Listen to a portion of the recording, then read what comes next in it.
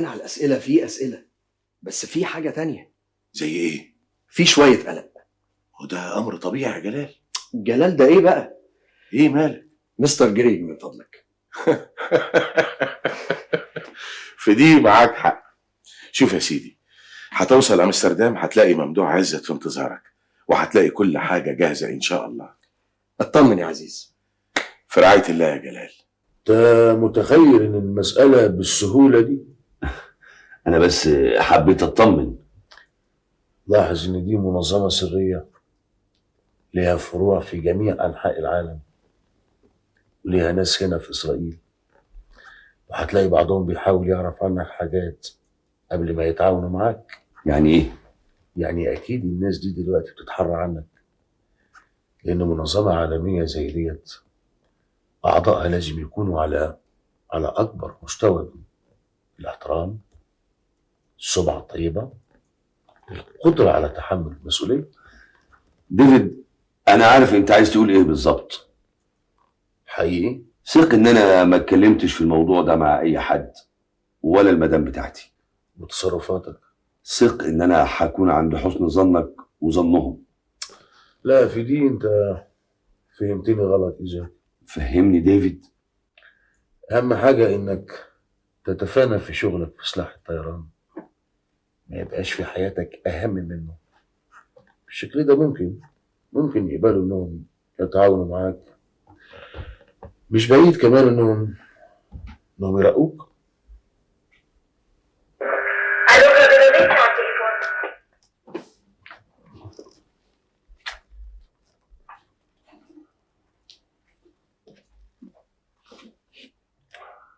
وصلي بيا من فضلك. الو ديفيد. الو دان. كنت بسأل ازاي ممكن اشوفك. لانك تعزمني على العشاء. قوي. تحب امتى؟ الليله لو فاضي. الليله. تحب نوجه الدعوه لحد معاك؟ اطلاقا. اوكي، انا في انتظارك الساعه 9. دي هديه متواضعه مني لاجمل سيده في تل ابيب. اوه ديفيد، ميرسي بوكو شيري. طبعا ما كانش ممكن اشوف اخر موضه للشنط والاحذيه وما تصوركيش بيهم. تصور دان. احلف لك كده ان انا ما قلت له اي حاجه. عموما من غير دهشه، في مثل عند المصريين بيقول القلوب عند بعضها. اظن بقى من حقي دلوقتي اني اخد كاس. قوي جدا. تشرب ايه؟ يا ريت اشرب المشروب الوطني بتاعنا. خلاص نشرب احنا الاثنين عرقي. اوكي عرقي. والعشاء اذا ما كانش من ايديكي مش هتعشى. ايه رايك في سباكيتي سبيسيال؟ مع فيليه. انت عرفت ازاي ديفيد؟ لان دي الاكله المفضله عند الايطاليين، خصوصا مع البيتزا. اتفضل. ازاي؟ استاذن منك دقيقه واحده. ديفيد، تصور اول مره ادخل فيها بيت شيك قوي كده. ده عشان كده احنا سعادتنا كبيره قوي النهارده ديفيد. يا سلام، بعد عمل يوم شاق مفيش اجمل من الجلوس مع صديق حميم. مفيش اخبار من اصدقائنا؟ وانا ما قلتلكش؟ ردوا؟ اخيرا. قالوا ايه؟ ديفيد، استاذن منك نص ساعه علشان تاكل السباكيتي سخن. اوكي، معقول؟ مش معقول كده ابدا. ملكة جمال وست بيت كمان. استنى يا حبيبي لما تاكل السباكيتي. تصور بقى، انا بحسدك دان. تصدق يا ديفيد ان انا بحسد نفسي انا كمان. اخبار كويسه طيبه. اخيرا وافقوا على انهم يبعتوا لك مندوب. مش قلت لك؟ واللقاء هيكون فين؟ في امستردام. عموما دي بشاير طيبه. على كل حال انت تفهم في المواضيع دي اكتر مني. هم لو ما كانش نواياهم طيبه ما كانوش وافقوا على مقابلتي باي حاجه. حقيقي؟ اكيد. عموما دي تذاكر الطياره وبوكيت ماني. بوكيت ماني؟ $500. واللقاء هيكون امتى؟ انت ممكن تاخد اجازه امتى؟ الاسبوع اللي جاي ممكن. اوكي، يبقى السفر يوم الثلاث. هتنزل في فندق في امستردام اسمه الطاحونة الحمراء. الفندق ده منعزل محترم ورخيص علشان ما يلفتش الانظار، لان طبعا حجتك في السفر هتكون انك ترايح تقابل ابناء عمومتك اللي هيخرجوا من المجر علشان يقعدوا معاك لمدة اسبوع. بالنسبة لكلارا انت طبعا تقدر تسوي الامر معاها. انا هكون نازل في نفس الفندق، انما احنا مش لازم نتقابل في البداية لان كل واحد فينا ما يعرفش ان التاني موجود. يوم الخميس الساعة 11:15 هنتقابل مصادفة قدام مكتب الاستقبال، ولازم كل اللي موجودين يشعروا اننا اتقابلنا صدفة. وبعد كده هناك هقولك احنا هنعمل ايه.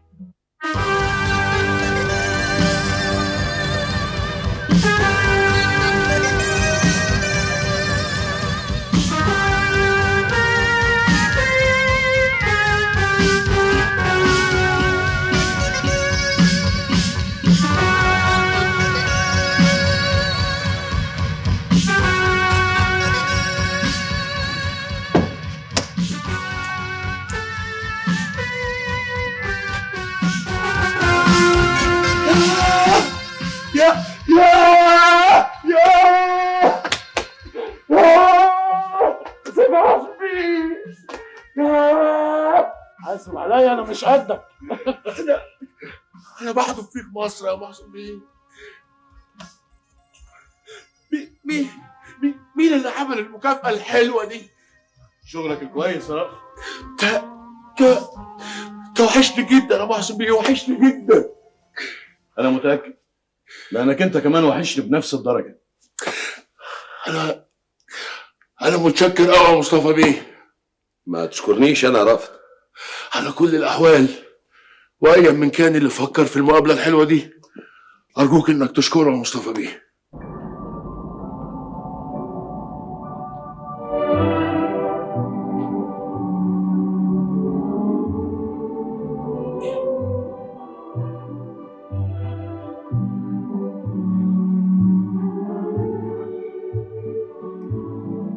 مساء الخير. مساء الخير. فضلك في حد اسمه دان رابينوفيتش؟ لحظة واحدة من فضلك. ريسبشن. سيد سمحون خرج من نص ساعة. اوكي مدمزيل مردخاي. اوكي.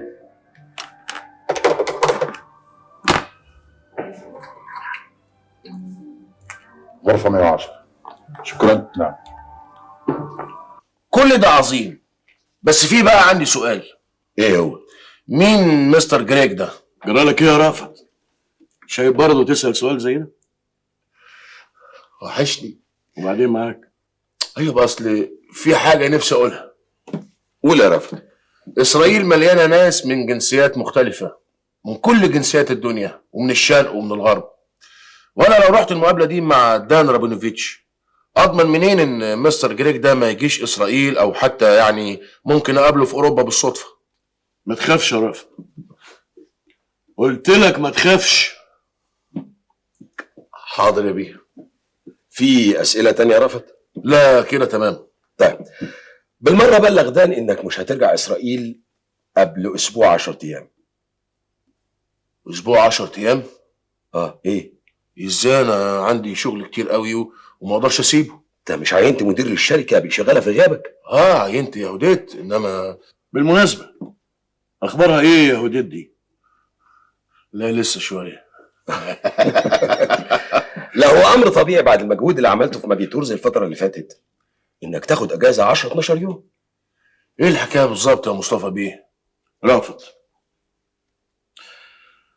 في حاجة مهمة قوي عايز اقولها لك قبل ما نفترق.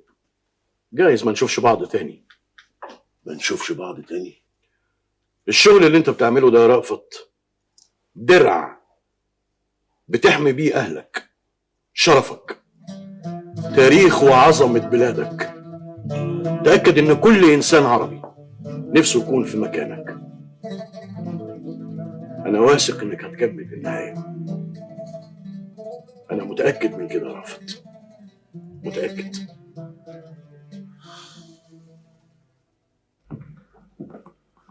مساء الخير. مساء الخير سيد سمحون، دي رسالة من المدمزيل مردخاي، يبدو الأمر مهم.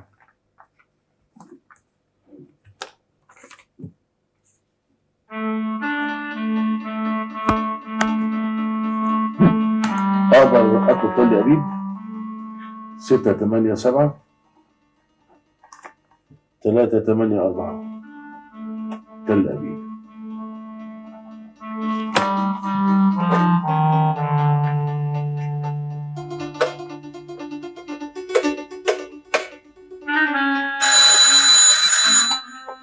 الو. ايوه الو يا هداد. ديفيد، انا طلبتك. وعلشان كده انا طلبتك. ساكسو للسياحة في باريس بعتت تطلب الاتصال بيها. اتصلتي مارسيل مورياك؟ طلبتها، قالوا انها سافرت اسبانيا. اوكي يا هداد، انا هحاول اتصل بيهم من هنا ويمكن اطير لهم لباريس افضل. يعني هتتأخر؟ انا كنت عاوز اخد رايك في مشكله. مشكلة ايه؟ يعني بصفتك المدير العام للشركه، مش شايفه اني استحق اجازه؟ بالتأكيد ديفيد، انت تستحق اجازة من زمان. ها، هتسمحي لي بكام يوم؟ ولا ساعة. واهون عليكي؟ لاني هشتاق لك قوي. خلاص، سافر لباريس لا ديفيد. مش فاهم. خد اجازة حبيبي، بس ما تتأخرش كتير. اوكي يا هداد. بونوي. بوي يا حبيبي.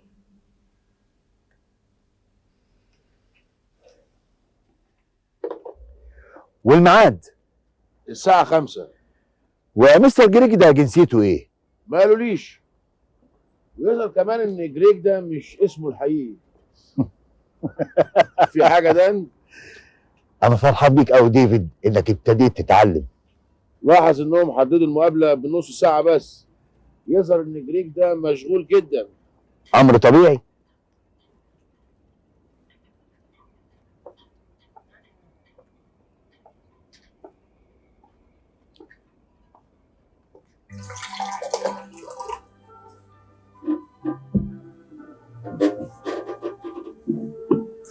بس انا مش قادر افهم ايه معنى التعقيدات اللي بيعملوها دي. ده امر طبيعي ديفيد، دي طبيعه الشغل اللي من النوع ده. عموما انا كل اللي برجوه منك الان انك تستغل كل دقيقه في النص ساعه اللي هتقعدوا مع مستر جريج. تمام؟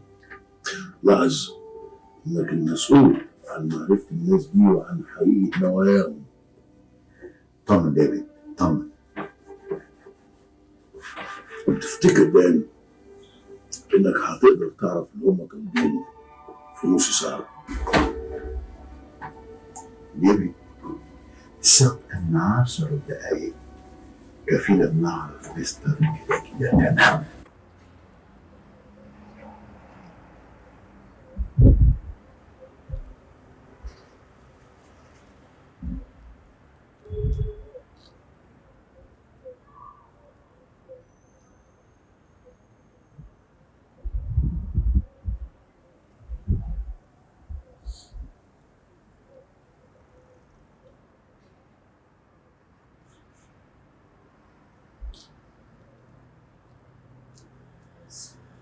دان دخل ديفيد.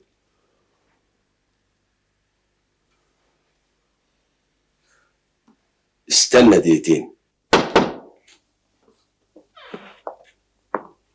مرحبا يا صديقي، تفضل. مستر جريج، أنا سعيد بلقائك والتعرف عليك. بلغنا إنك عايز تقابل واحد مننا. ده صحيح، تمام؟ أنا موجود، تقدر تسأل أي سؤال. دلوقتي ديفيد. مساء الخير مستر جريج. هلو ديفيد، مرحبا بك. من دواعي سروري إننا اتقابلنا أخيرا. صديقنا دان رابينوفيتش كان بيسأل على نوعية المعلومات المطلوبة. أظن ده من حقه. بدون شك بدون شك. إذا كنا بنعمل من أجل تحقيق السلام في العالم كله، فلا بد أن تكون المعلومات العسكرية بتسبق غيرها في الأهمية حتى نستطيع وقف نزيف الدم الجاري فوق سطح هذا الكوكب. ايه نوع المعلومات العسكرية المطلوبة مستر جريج؟ أكيد صديقنا دان رابينوفيتش يعلم أن إسرائيل على سبيل المثال عندها لواءين عاملين فقط، هم الجولاني والجفعاتي. لكن يبدو انكم بعد حرب السويس شايفين ان ده مش كفاية، علشان كده بدأتم بعد حوار وجدل استمر كتير في تكوين وحدات جديدة. طيب يفضل سؤال مهم. انا هنا علشان اجاوب.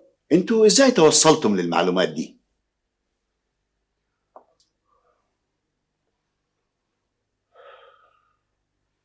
ده بالنسبة للميراج والمستير في سلاح الطيران الإسرائيلي. مستر جريج، فعلا كل المعلومات اللي قلتها صحيحة. أنا متأكد إنها صحيحة، لكن لابد إنك أدركت إن إحنا مش بحاجة إلى معلومات عادية ومتوفرة. طيب ايه مطلوب مني بالظبط؟ المعلومات الاستراتيجية اللي تليق بجنرال في مركزك. وبالنسبة للمصريين، عندنا عديد من الأصدقاء في العالم العربي. تعتقد انكم هتقدروا توقفوا الحرب؟ بقدر ما يتوافر لنا من معلومات. ده صحيح فعلا. كل ما أرجو إن الإجابة على تساؤلاتنا تبقى واضحة ووافية. ديفيد، الناس دي تعرف عننا حاجات كتير قوي. انت عاوز الحقيقه؟ قول ديفيد. انا ما فهمتش ولا كلمه من كلام الراجل ده. طبيعي، لانهم بيقولوا معلومات عسكريه. واضح انك وافقت على الانضمام ليهم. ايوه، وعدته كمان ان انا هعمل له الشغل كويس قوي. طبعا انت عاوز تجيب هديه لكلارا، ها؟ ادي $500 كمان ده علشان تجيب هديه لكلارا والاصدقاء.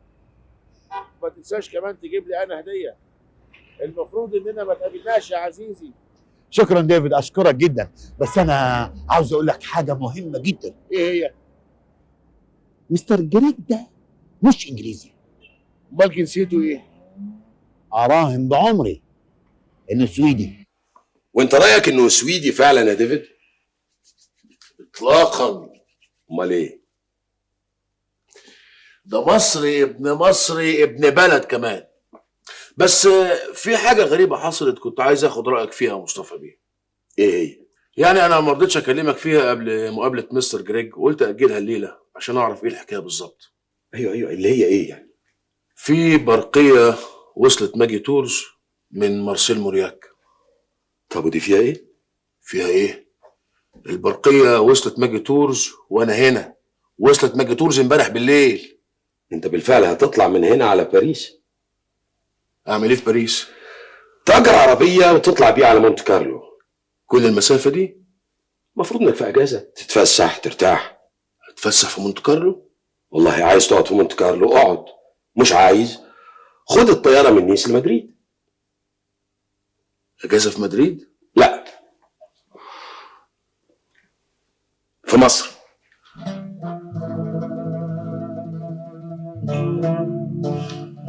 لا مش ممكن، مستحيل. انت مش بتقول ان شريف وحشك؟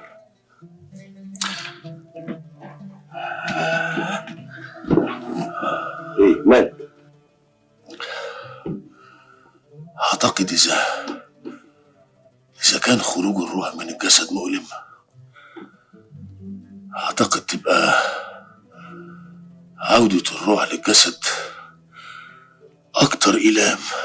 ايه ده انت فيلسوف بقى. لا ابدا، ولا فيلسوف ولا حاجة، بس ما كنتش متوقع ده. يا مصطفى بيه،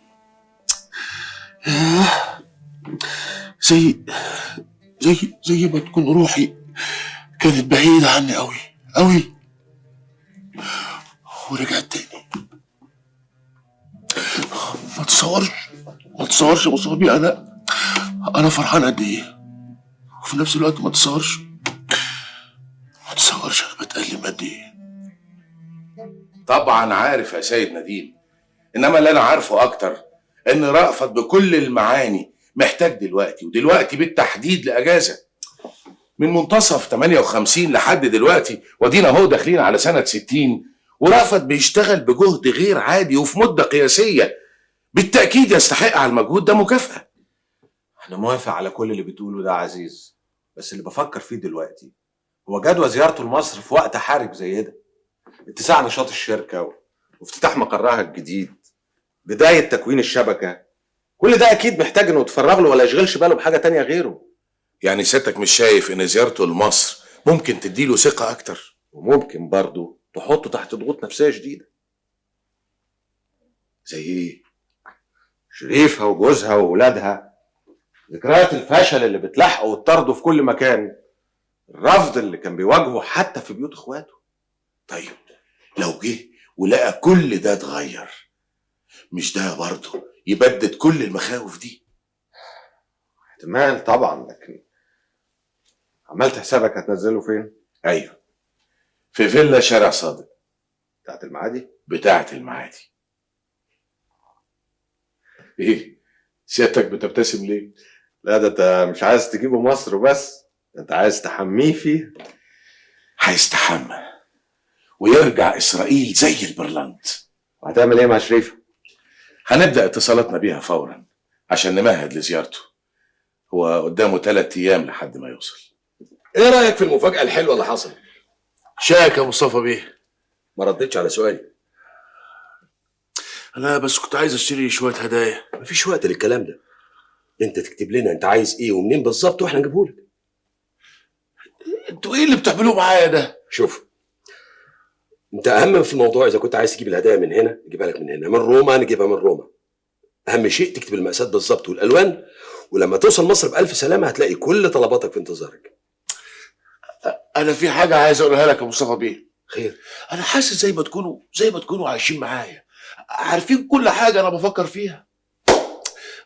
ممكن نراجع الخطه سوا؟ يا ريت. قول، انا سامعك اهو.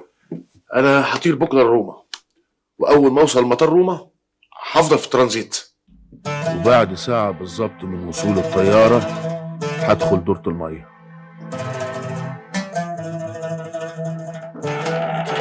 في دورة المية هلاقي واحد واقف يغسل ايديه وحاطط جنبه شنطة اوراق زي بتاعتي بالظبط بس لونها بني. هبدأ اقلع البلطو والكاسكات. هو هياخد شنطتي لما يخلص ويخرج.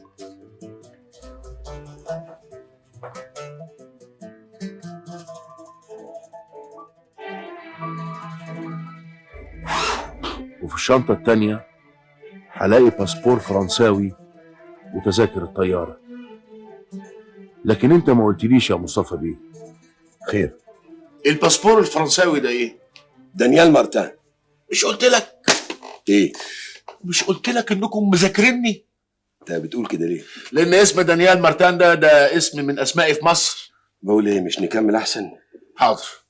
بعد ما ادخل دورة المية هغير فورمة شعري، هلزق شنب، والبس النضارة اللي سيادتك اديتها لي، واقلب البلطو واحطه على ايدي، واخرج من دورة المية على البوابة بتاعت الطيارة اللي قايمة لباريس بعد 45 دقيقة.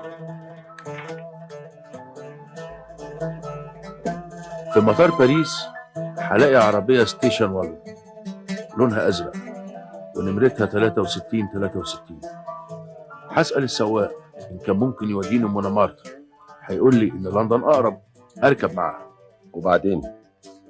العربية هتاخدني من باريس لنيس في جنوب فرنسا. هوصل نيس تاني يوم الفجر، وسيادتك قلت لي إني أقدر أقعد فيها كام يوم أستريح فيهم. دي أجازة ومن حقك تقضيها في أي مكان يعجبك. ما أعتقدش إني هقدر أستنى. والله زي ما تحب. هركب الطيارة من نيس لمدريد في أسبانيا. في أسبانيا هلاقي في المطار اللي سلمني جواز سفر مصري باسم أحمد العليلي. كويس قوي. هتعمل إيه بقى يا أستاذ أحمد؟ هركب الطيارة لمصر. إيه؟ مالك؟ زي ما كنت سافرت فعلا.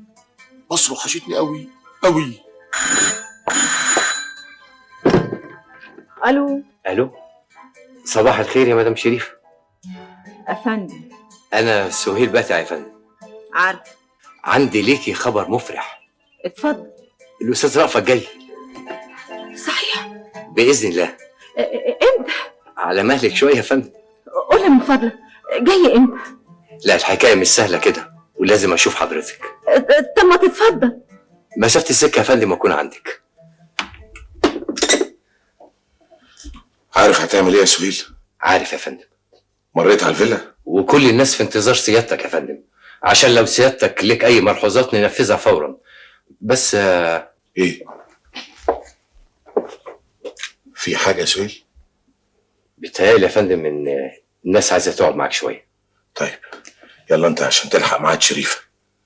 ربنا معاك. بعد اذن سيادتك. اتفضل. لكن حضرتك يا فندم ما قلتليش هو هيجي امتى بالظبط؟ قبل نهايه الاسبوع ان شاء الله. يعني مش ممكن يجي قبل كده؟ مدام شريفه، انا قلت لحضرتك قبل كده ان الاستاذ رأفت بيشتغل مع ثوره الجزائر. عارفه ده. تبقي لازم عارفه كمان ان زيارته هتكون سريه للغايه. سريه؟ طبعا، لان الاستاذ رأفت بحكم عمله مع ثوره الجزائر اصبح معروف في دول كتير من العالم، ولو شافوا اي اوروبي هنا ده هيمثل خطر حقيقي على حياته. طب وعايزني اعمل ايه؟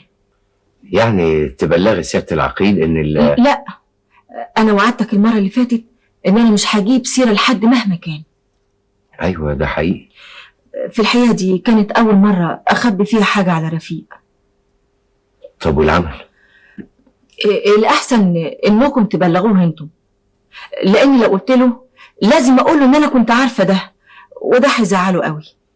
ايوه طبعا عندك حق، بس سهيل بيه. يا فندم يا مدام. رأفت اخويا هيجي بصحيح؟ يا فندم، وزارة الحربية. ايوه يا فندم. تمام يا فندم. معاك يا فندم. ماشي يا فندم. مع السلامة يا فندم. حسين خلي بالك، راح مكتب سيادة القائد. الإشارة دي وصلت دلوقتي، وطلبوا مني اسلمها لسيادتك يدا بيد يا فندم. العقيد محمد رفيق في مكتبه؟ اشوفه لسيادتك يا فندم.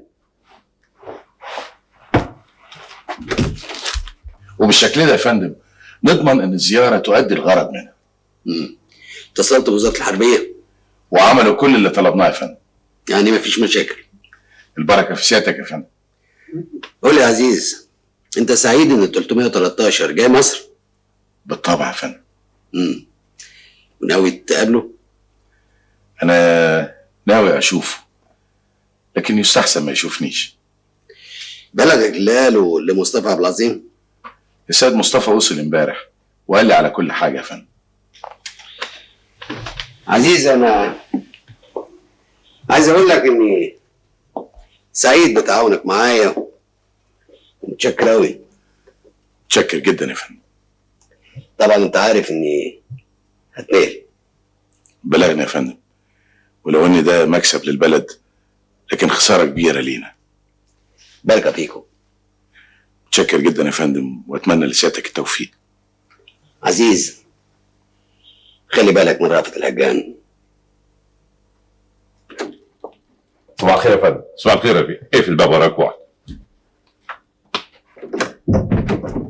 اتفضل استريح. شكرا. خد اقرا الاشاره دي.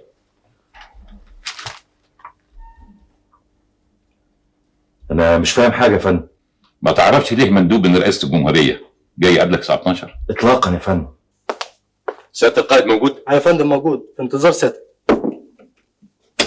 اتفضل يا فندم. صباح الخير يا فندم. اهلا وسهلا. نبيل لمعي، رئاسه الجمهوريه. شرفت يا فندم. اتفضل. اهلا وسهلا يا فندم. اتفضل. انا اسف يا فندم للازعاج، ولولا ان المساله تستحق كنا اكتفينا بتصرف ابسط من كده. على كل حال خير ان شاء الله. المهم سيادتك تشرب ايه؟ لا، ما اعتقدش ان الوقت يسمح.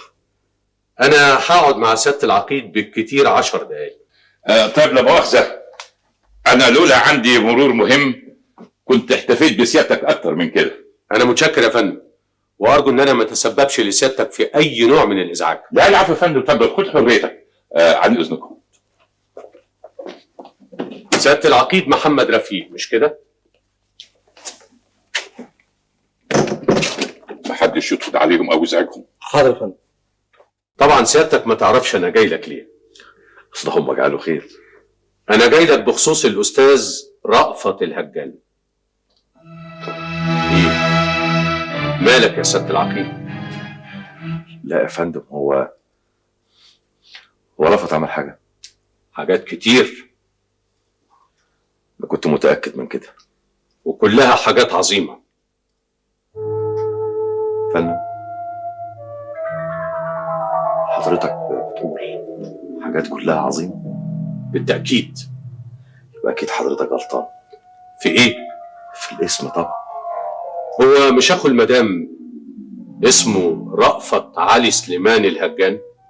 ايوه يا فندم، بس ده كان... يا سيادة العقيد، احنا عارفين كل حاجة عن الأستاذ رأفت، بس اللي سيادتك ما تعرفوش إن رأفت بيه دلوقتي بقى حاجة تانية خالص. ممكن حضرتك تشرح لي ايه الحكاية بالظبط؟ الأستاذ رأفت الهجان من سنوات طويلة بيقوم بأعمال جليلة بالنسبة للثورة الجزائرية. ايه ده كله؟ كل دي كانت مظاهر لإخفاء حقيقة عمله القوي. لا لا ليه؟ لأن كل اللي نعرفه عن رأفت إنه كان محتال ونصاب ورد سجون وبتاع مشاكل، مش كده؟ أيوه. يا سيادة العقيد، أنا جاي لك بتكليف رسمي من الرئاسة. إيه؟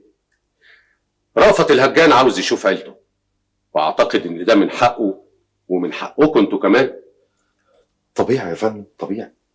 طبعا سيادتك عارف ان المسائل دي لازم تكون في طي الكتمان، ولازم تكون داخل العائلة فقط، ومش لازم اي حد يعرفها، اي انسان مهما كانت درجة قرابته او صداقته باي حد فيكم.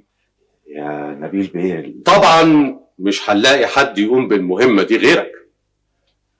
يا فندم بس في حاجة يا سيادة العقيد؟ لا، هو رأفت بيه هيوصل امتى؟ رأفت بيه هيوصل ان شاء الله بعد بكره.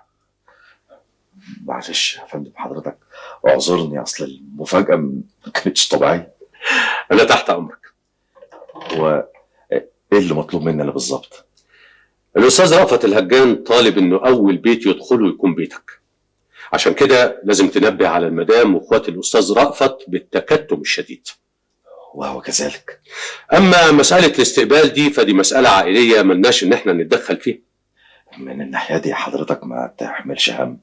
هو رأفت بيه هيجيني الساعة كام بالظبط؟ رأفت هيجي يوم الخميس الساعة 7:30 مساء. رأفت فين امال؟ نايم من نص ساعة. الغدا قبل ما ينام؟ ما انت عارف ابنك عذب زهرة واتخانق معاها والاخر نام. طلع لخاله. مالك يا رفيق؟ شريفة، انا عندي ليك اخبار كويسة. معنى كده ان رأفت ما قدرش يقعد في اجمل شواطئ الدنيا اكتر من 3 ساعات عشان يجي مصر. معنى كده انه هيوصل بكره؟ لا يا فندم، رأفت لازم ياخد راحة قبل ما يجي مصر بأي شكل. معنى كده انك عملت تعديلات في الخطة؟ لا يا فندم، مفيش أي تعديل ولا حاجة. كل ما في الأمر إن رأفت لما هيوصل مدريد هيلاقي طيارة مصر ميعادها بكرة، وبالشكل ده هيقضي ليلة في مدريد ويبقى عنده فرصة للنوم والراحة 24 ساعة. ومين قال لك بقى يا سيدي إنه هينام ويرتاح؟ ده رأفت يا عزيز وفي مدريد. لا بس رأفت حريص، والفندق اللي هو نازل فيه في أطراف البلد، يعني قريب من المطار، وعشان يتحرك وينزل مدريد ويرجع عاوز له 2 ساعة على الأقل. وعلى كل حال الفندق في حضن الجبل ومزارع اللوز، والمشهد هناك في غاية الروعة. أفلح صادق. يعني الخطة زي ما هي ما فيهاش أي تعديل. انتوا فاهمين حاجة؟ ايوه انا فاهم يا سليم، بس في حاجة انا عايز اعرفها يا رفيق. حاجة ايه يا عادل؟ يا ترى رأفت هو اللي طلب يشوفنا؟ مضمون الرسالة اللي جات لي من رئاسة الجمهورية وبصفة شخصية بتؤكد ان هو عايز يشوف عيلته كلها. يعني نجيب ولادنا كمان؟ ولادكم؟ طبعا، اذا كان رأفت اتغير زي ما انت بتقول يبقى من حقهم يشوفوا عمهم. شوفوا عمهم؟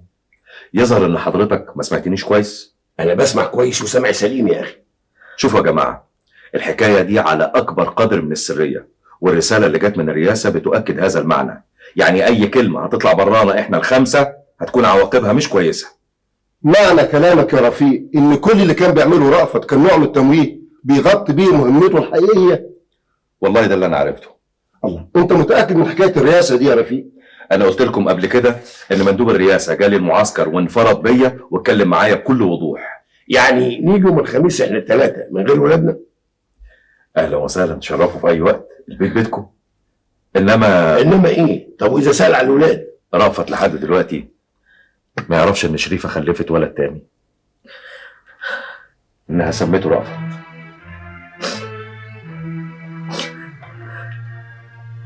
انت حقك تفرحي يا شريفه، مش تبكي. ربنا نصرك علينا كلنا.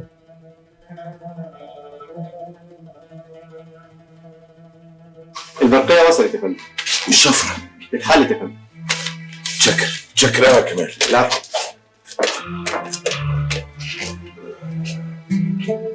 سهيل تعالى لي بسرعة.